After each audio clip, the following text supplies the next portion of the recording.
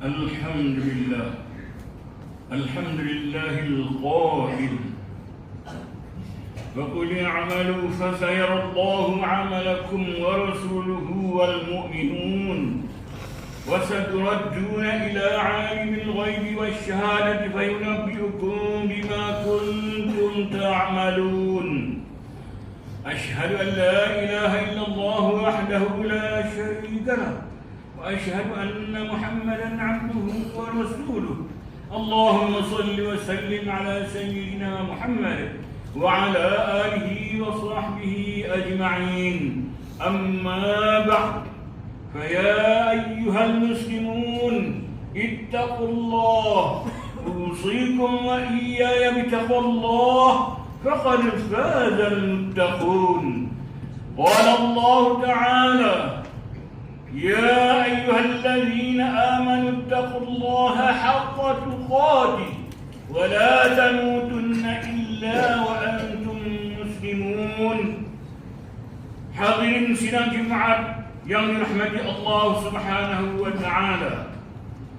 Saya menyeru agar kita bersama-sama meningkatkan ketakwaan kepada Allah Subhanahu wa taala dengan melaksanakan segala perintah dan meninggalkan segala larangannya. Semoga kita semua diberikan kebahagiaan dan kejayaan di dunia dan di akhirat. Pada hari yang mulia ini, member akan membicarakan khutbah yang bertajuk Kerja Berkualiti, Kejayaan Dinikmati. Sebelum khutbah diteruskan, perlulah diingatkan kepada kanak-kanak, janganlah bercakap-cakap, berbual-bual mengganggu jemaah yang mendengar khutbah. Duduk diam-diam, kerana bercakap-cakap dan berbual senang itu menghilangkan pahala jemaah. Hadirin yang dirahmati Allah Subhanahu wa taala dan dimuliakan. Konsep kualiti dalam Islam merujuk kepada usaha mencapai kecemerlangan dalam setiap aspek kehidupan, berlandaskan ajaran Al-Quran dan As-Sunnah. Kualiti menurut pandangan Islam bukan sekadar diukur pada hasil atau pencapaian material semata-mata, tetapi turut menitik beratkan aspek keikhlasan, akhlak dan amanah. Ingatlah, setiap tugas yang dipikul oleh seorang Muslim, kecil atau besar, pada hakikatnya adalah amanah daripada Allah Subhanahu wa taala. Justru itu, seorang pekerja yang amanah bukan sahaja hadir menjalankan tugas, tetapi menunaikannya dengan kesedaran bahawa dia akan disoal di hadapan Allah Subhanahu wa taala atas setiap kepercayaan yang diberikan. Sebuah hadis yang diriwayatkan daripada Ibnu Umar radhiyallahu anhuma bahawa Rasulullah sallallahu alaihi wasallam bersabda, "Kullukum ra'in wa kullukum mas'ulun an ra'iyati." Setiap daripada kamu adalah seorang pemimpin, yakni penjaga, dan setiap daripada kamu akan dipertanggungjawabkan terhadap jagaannya. Riwayat Al-Bukhari. Jika kita lihat dalam skop yang lebih luas, sifat pemimpin yang disebut dalam hadis ini tidak terhad kepada pemerintah atau ketua sahaja. Seorang suami adalah pemimpin bagi keluarganya, seorang pekerja adalah pengurus bagi amanah tugasnya, dan seorang peniaga adalah pemegang amanah bagi kejujuran urus niaganya. Maka posisi sekecil manapun di mata manusia tetap besar timbangannya di sisi Allah Subhanahu wa taala, kerana ia adalah kepemimpinan yang akan disoal di akhirat kelak. Imam An-Nawawi rahimahullah taala menjelaskan bahawa setiap orang yang diberikan tanggungjawab terhadap sesuatu urusan, maka dia dituntut untuk berlaku adil serta menunaikan segala kemaslahatannya, baik dalam urusan agama, dunia dan segala perkara yang berkaitan dengannya. Apabila amanah dilaksanakan dengan penuh adil dan bertanggungjawab, barulah lahir budaya kerja berkualiti atau disebut sebagai itqan, yaitu melaksanakan pekerjaan dengan teliti dan bersungguh-sungguh. Hakikatnya itqan yang sebenar perlu dilengkapi dengan ihsan, yakni penghayatan bahawa Allah Subhanahu wa taala sentiasa melihat dan menilai pekerjaan yang kita lakukan, walaupun tiada manusia yang memerhati dan mengetahuinya.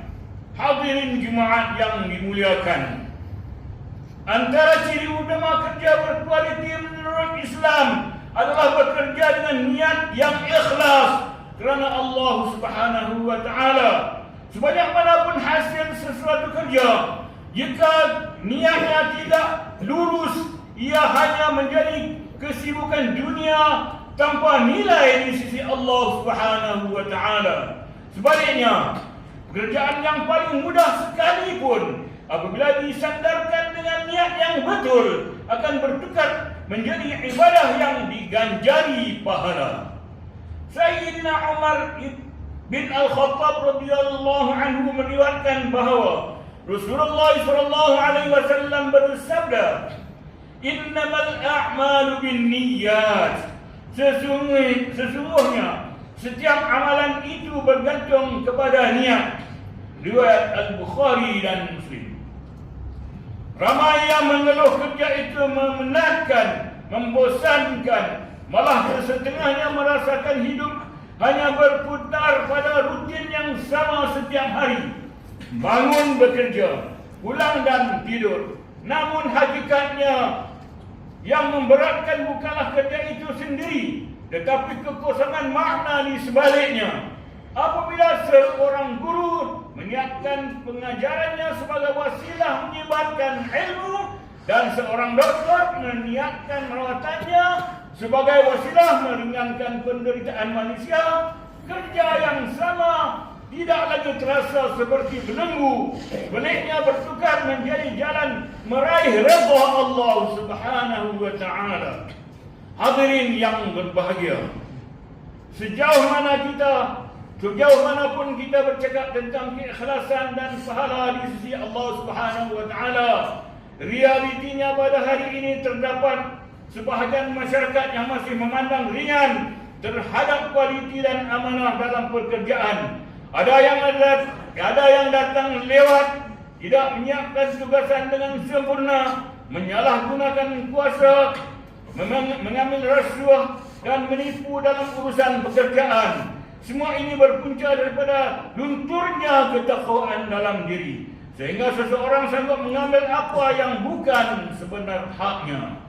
Firman Allah Subhanahu wa taala di dalam surah Al-Baqarah ayat 188, ba'da a'udzu billahi minasyaitonir rajim. Wa la ta'kulu amwalakum bainakum bil batil wa tudlu biha ila al-hukam litakulu fariqan min amwalin nasi bil ismi wa antum ta'lamun. Dan janganlah kamu memakan, yaitu mengambil harta orang lain antara kamu dengan jalan yang batil, dan janganlah kamu menghulurkan harta kamu, yakni memberi rasuah kepada para hakim dengan maksud supaya kamu dapat memakan atau mengambil sebahagian daripada harta guna orang lain dengan jalan berbuat dosa, padahal kamu mengetahui salahnya. Pengajaran daripada ayat ini nyata bahawa harta yang diperolehi melalui jalan yang haram tidak akan pernah mendatangkan ketenangan.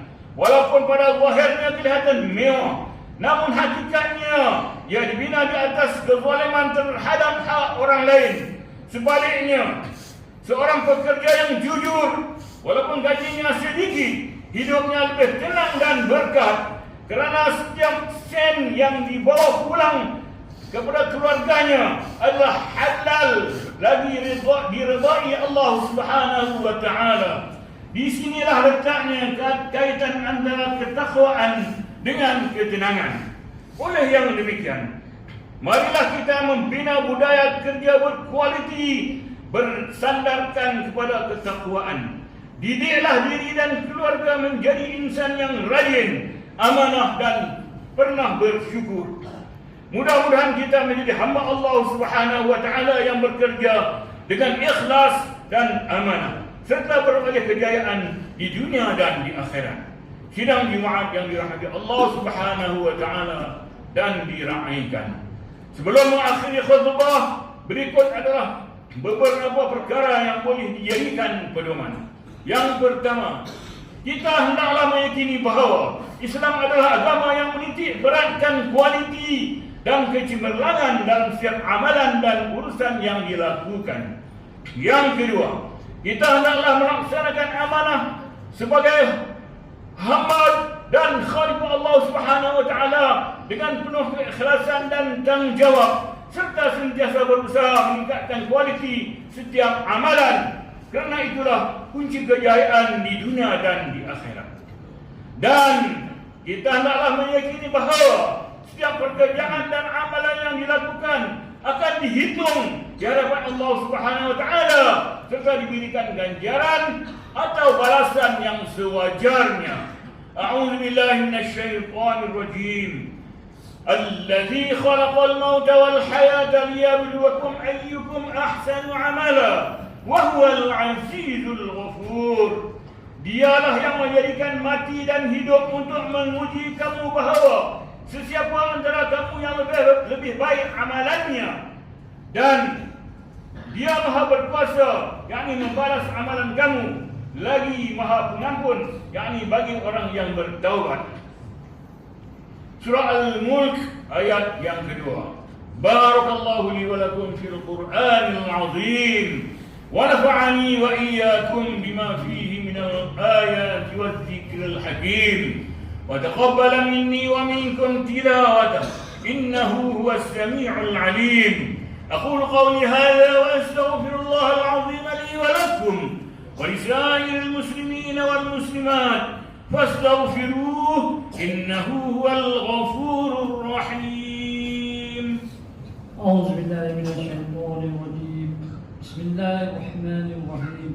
اللهم إنا نسألك من حرمة هذا اليوم المبارك أن تكشف عنا كربتنا وأن تغفر لنا ذنوبنا وأن ترزقنا من حيث لا نحتسب والحمد لله رب العالمين.